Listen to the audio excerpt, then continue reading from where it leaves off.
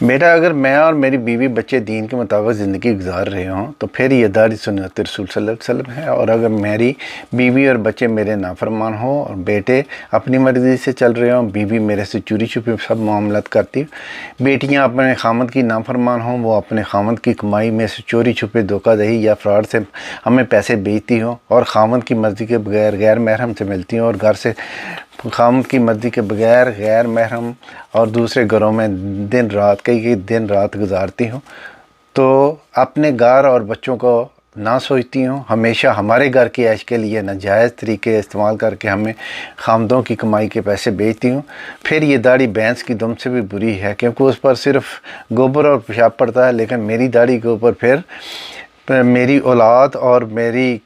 بیوی کے گناہوں کا پیشاب بھی پڑتا رہتا ہے۔ تو اگر یہ بات ہے تو پھر مجھے تو چلو بھر پانی میں ڈوب مرنا چاہیے۔